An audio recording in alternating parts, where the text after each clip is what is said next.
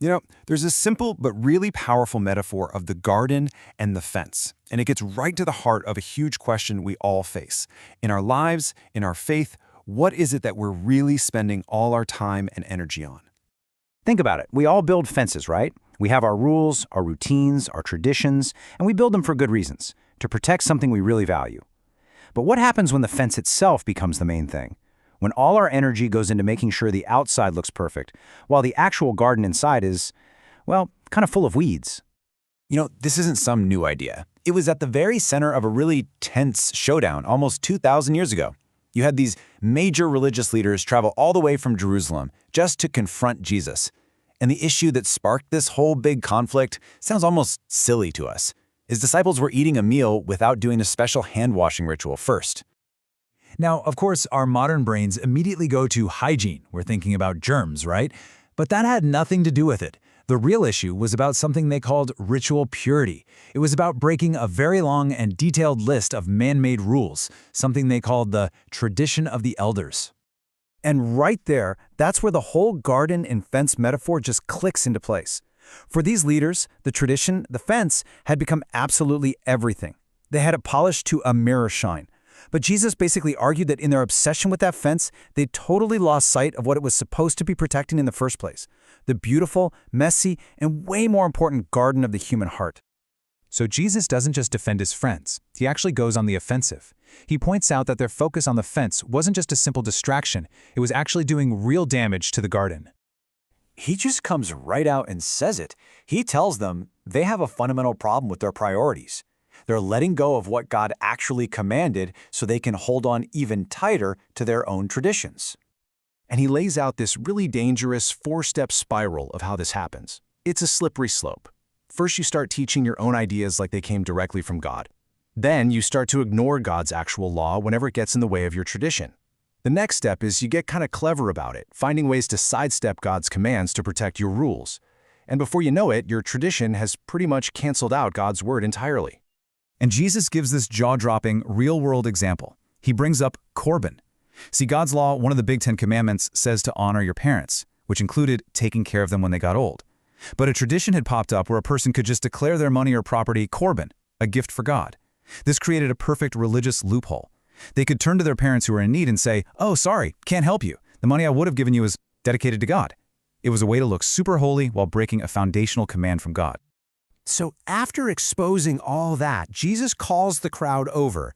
He knows this isn't just about winning an argument with a few leaders. He wants everybody to understand this revolutionary idea that's about to turn their entire understanding of clean and unclean completely upside down. First, he just pulls the rug out from under their whole argument. He says, listen, what you eat, what goes into you from the outside, that can't make you spiritually unclean. Food just passes through your body. It never touches your core, your heart.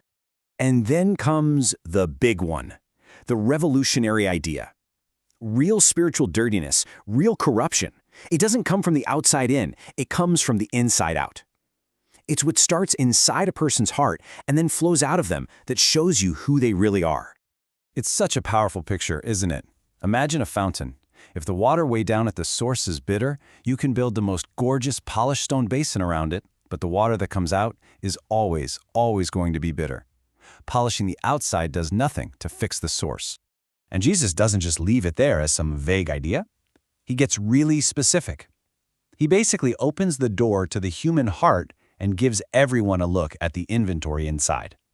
First, we have to get what the heart means here. It's not just about feelings. It's more like the control room for your entire life. It's the place where your thoughts, your choices, your deepest desires, it all starts right there. And if the control room is compromised, well, you can imagine what everything it produces is going to be like.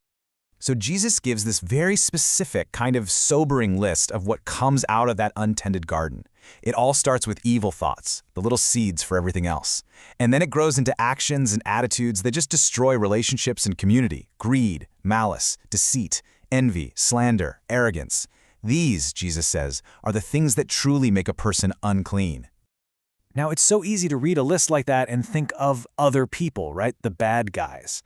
But Jesus is actually diagnosing the human condition for all of us. He's saying that the potential, the seeds for all these things, they exist inside every single one of our hearts. It's a moment to look inward, not just point outward.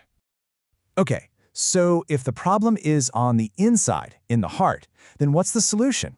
How do we stop focusing on polishing the fence and actually start cultivating the garden? And this is a really important point. Jesus isn't saying all rules and traditions are bad. He's not saying tear down all the fences. A good fence is a great thing. It gives structure, protection. The point is to always remember its purpose. The fence is supposed to serve the garden, not the other way around. When our practices help our hearts to grow and be healthy, they're wonderful. When they just become an end in themselves, that's when we have a problem. And that really brings the challenge right to our doorstep, doesn't it? It makes us ask some tough questions. Are my spiritual habits just a performance? Am I more worried about how I look on the outside than who I actually am on the inside? Is my fence perfectly maintained while my garden is just a mess of weeds? And I think it all really boils down to this simple but profound truth. What really, truly matters isn't the checklist of rules you follow on the outside. It's the love, the honesty, the goodness that flows from deep inside a healthy heart. This leads us to the ultimate takeaway. If the problem is internal, we can't fix it with external solutions. Remember that bitter fountain?